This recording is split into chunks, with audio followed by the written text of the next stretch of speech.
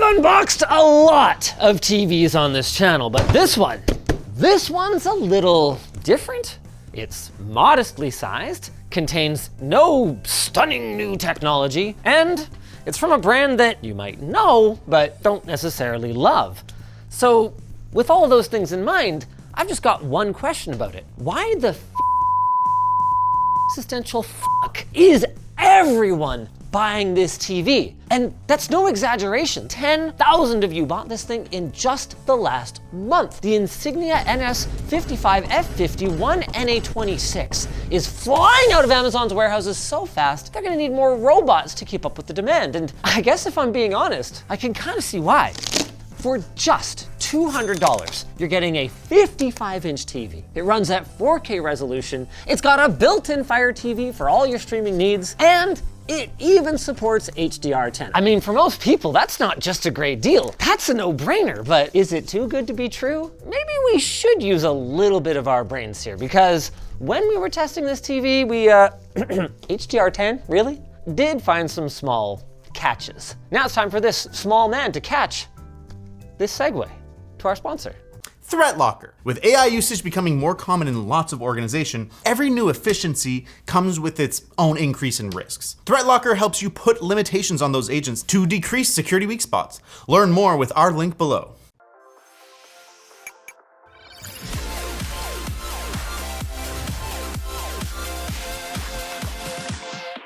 Inside the box, we got our handling instructions, a couple of plastic feet, power cable, and, ooh, love to see it, child safety guidelines for how to position a TV correctly so it doesn't crush a child. Hey, it turns out some of our corporate overlords do support turning off the orphan crushing machine. That's really good to know. That's it for accessories. So now we just need to dig deeper and take a look at the top selling TV on Amazon. What? It's not the top selling TV anymore? Okay, it's not. By the time we ordered it, its even cheaper 50-inch little brother actually took the top spot. But no worries there, because they should be quite similar in performance, and 5 inches can't make that much of a difference, can it? Squeeze with the toes and lift with the hand, there we go. I think they're a relatively new paradigm, but I'm really liking these bags with handles for unboxing TVs. Even if I suspect they mostly work for, lighter weight devices that don't have a lot going on inside them. Ow, my ribs. That was an ill-conceived move. There we go, and you know what? Memes about its lightweightness aside, I don't really have any major complaints about the build quality. Like, yeah, it's got some plastic on it, it feels a little cheap, but that's okay. It is cheap. Remember when I said it was $200 before? It's not. We paid just $179.99, and that seems to be the case for pretty much everyone. This thing is like perpetually discounted. So according to hackthemenu.com, this 55-inch TV is worth about the same as 36-piece Happy Meals. I think I can forgive a little bit of chassis flex, especially when the I/O is decent. For some reason, the TV industry seems to have fallen victim to the same affliction that the smartphone industry did, where the top-end models tend to be missing I/O that the bottom-end ones have. Like here, we've got a composite input, which is nice to have, hardware Ethernet cable, we've got our cable connection, and we've got SPDIF and 3.5mm audio outputs to go along with a USB port for directly playing media, and 3 HDMI ports, including one with support for eARC for your soundbar or for your AV receiver. They've even got other little user-friendly touches. Look at that, M6 screws. Here's a suggested length.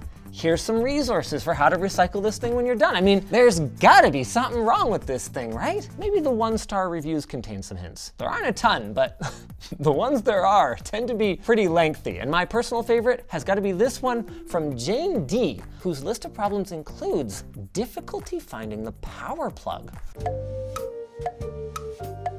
Oh. Jane just needed a different perspective. While most TVs these days tend to use the flat surface of a cavity for the female power connector, Insignia chose the slanted one up here. Okay, maybe that makes it easier to plug in? It does. That angled connector is actually quite user-friendly. Sorry, Jane, I can't say I'm with you on this one. But some of our other 1-star friends mentioned how slow it is. That I'm gonna have to see for myself. This did not come like this. The labs ran some tests before giving it to me to experience. Yours will look more like that. Oh, there is one thing we missed during the unboxing, and that's the surprisingly comprehensive quick start guide, along with, our remote. It's about the most bog standard looking Android TV remote that I think I've seen today. All the important buttons are here, except for an input button. I get it. It's a Fire TV running ALEXA, and they would quite frankly rather that you just use their operating system so they can keep an eye on everything you're watching. But for me and a lot of people, an external box or even just, my game console and stuff is what I use my TV for. So the absence of that button is something that continues to frustrate me. Oh, right, set up with your phone. It's asking for my location information on an ongoing basis so that I don't need to go through this authorization step in the future. Do I look like the kind of person who wants to give you all that info, Amazon? Wait. It's not working. This is the LTT store Map of Kryptonia t-shirt. It's so cool, but not what I thought I was wearing today. Oh, there we go, it's back. Welcome, Linus Sebastian. Man, right out of the gate, which payment method do you want? I don't know, maybe take me out to dinner first? Jeez, you guys, I haven't even seen a content screen yet. Also, I had to click this like 5 times to get the cursor to show up. I think I'm starting to see what people were talking about with this thing being a little slow. No parental controls, but I do like to see them included. When I was reading up on this TV, I came across the ability to create custom profiles for the OS, not just for Netflix, and I was wondering what that means, and I guess this is it. So this is my profile, which is gonna have, I assume, all the apps and the layout that I prefer, but you can set up different profiles on the TV. I could see that being useful in the context of a device like this, where there's content recommendations and personalized ads all over the place. But I can also see the value, and apparently a lot of you can, of a TV that just doesn't need any of that because it doesn't have any smart features and just fires up directly to your content, like the one that we checked out recently from Scepter. Let's check out their store and see if we can find any apps that I actually want. Now let's grab Plex. Did you see that? It just turned off. It didn't. It was launching an app, it just looked like it was off. That seems like a fair criticism at this point. It's not the fastest TV I've ever used, but it's also not ridiculously slow. That didn't take that long to launch the Plex app for the first time, and navigating the interface seems perfectly reasonable. With that said, I mean, the gold standard is how old is the Shield Pro now? Like 8 years old or something? Even adjusting the volume is like, do you see that? Let's see if it works on another. So I just saw a little stutter there. Let it cook. And buffering. Oh, that wasn't even 70 megabit. So with its weaker onboard Wi-Fi, you will struggle to stream high bitrate content, but that's only gonna be an issue if you've set up your own media streaming server. You shouldn't run into anything like that on Netflix or YouTube. Oh, that's slow. Oh, I watched this recently. This, in my opinion, was much better than the second one. Not as good as the first, but a very good sequel. And confirmed, as expected, no buffering issues with low enough bitrate content. Which isn't to say that there's no issues at all. I'm pretty certain that the windows behind them are supposed to look like there's sunlight coming through them. This TV, while it may support HDR10 in that it can understand the content format, is not capable of high dynamic range. This is where what it says on the tin goes in the bin. No matter how optimistic Insignia is about the specs of this thing, it's still a direct lit VA panel. And we saw brightness that only went as high as about 257 nits, which is under even their low claim of just 300 nits. Turning HDR enhancer on doesn't make it brighter, but it does at least track our PQ EOTF curve a little closer, which means that while it can't produce high peak brightness, it at least tracks what it can produce pretty well. Still, just don't expect this thing to really do HDR the justice that it deserves, or give you a pleasant viewing experience even in SDR on a sunny afternoon. Or, since it's a VA panel, for that matter, don't expect it to give you a pleasant viewing experience from off-axis either. We did get substantial color shift and brightness loss, and also the anti-reflective coating is more of a reflective coating. Hi, can you see me? One redeeming quality of this TV though, is that while it doesn't have the widest color gamut, only about 95% of sRGB, the worst of the RGBs, in its movie mode, we measured a Delta E 2000 average of just 2.44 and a maximum of 6.43. But if we flip our settings over to natural, color temp warm, it actually gets even better at an average of just 1.87. So basically accurate out of the box, which is a lot better than what I would expect for a TV like this. One thing it manages to be even worse than other TVs about though, is allowing me to access my freaking settings. So watch this. I just talked about fine-tuning the picture, right? So I've got my different modes, I've got all these wonderful little dials and knobs that I can adjust, except if I go to the home screen, everything but the mode and the backlight is just grayed out. I can't keep going any further. Even if I go to custom, it's like, nope, gives me no explanation. It doesn't prompt me to say, oh, hey, you need to have content running in order to change any of this. Come on! I don't feel like I'm asking for that much here. Another thing I wanted to look at is the audio out of this TV, particularly how it handles dialogue. Here I am in Taipei again, which means it's time to head to the tech mall, where 2 years ago I pretended to be a regular customer and bought a $5,000 PC to give away. Huh, I don't know that I would need a soundbar on this thing. In terms of just being able to understand what the host is saying, that's really good. With that said, I find my voice pretty easy to pick up, even on bad speakers, and there are certain hosts of ours that I struggle with a little bit more. Let's see how it handles Jordan. But unfortunately, this is a thing. Huh, that's pretty good. Now let's talk gaming.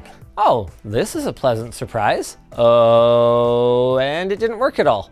It supports 75 hertz, but not at its native resolution. All right, 60 hertz it is. But the good news is that the TV does support auto low latency mode across its standard, PC, and game modes. At least allegedly it does. We're on standard mode right now, and the latency is not good. We measured 63.8 milliseconds in standard, 43.2 in PC, which is better, but still atrocious. And then, miraculously, in game mode, just about 10 milliseconds, which is only a couple milliseconds off a perfect average result for a 60 hertz display. Okay, Pancrats was in the middle of fact checking this, so I might as well just explain how we're calculating that. 16.66 milliseconds is going to be the time in between frames. But because you don't know when the screen is going to refresh, because you're not taking advantage of variable refresh rate, it can be anywhere from 0 milliseconds, if it happens to refresh right as you deliver a frame, all the way to 16.66. So on average, 8.33 is ideal. See, we've talked about the input latency, and that was good, but low input latency does not a gaming display make. And our pixel response time on this display is extremely poor, to the point where even running a game like this on very high details, and remember, we've got the resolution, it's running at 4K. As soon as I start to move the camera around, the image quality looks really low because my pixels are taking so long to change from one color state over to the next. And that's just an inherent characteristic of a VA panel, and unless you're using really aggressive overdrive, which introduces its own issues, you're not going to be able to get around it. It's sad though too, because when I do hold still, you can see how sharp it looks. It's great. Like that grass just looks like green blur. Very like painkiller era, you know? Like, and then, oh whoa, there's like moving individual blades of grass there. That's crazy. With that said, Doom is pretty much the worst case scenario for a TV with poor motion handling. And at the end of the day, it's 4K, it's big, and I only paid $180 for this thing. This is a prime example of there's no bad products, just bad prices, because at this price, I am perfectly happy with it. That's not to say that everyone is. It does have its fair share of 1-star reviews, but reading through them, most of those folks seem to have pretty much just gotten a lemon, and the vast majority of the reviews are much more positive. People love the value of the display, regardless of its size. They love that it's cheap, easy, and just plain works. And of course, who doesn't love a good old-fashioned, never-ending sale? And for my part, I just appreciate that while everything else has skyrocketed in price over the last few years, displays are one of the few tech categories that have actually gone down in price while only getting better, to the point where a low-end TV today would demolish a similarly priced,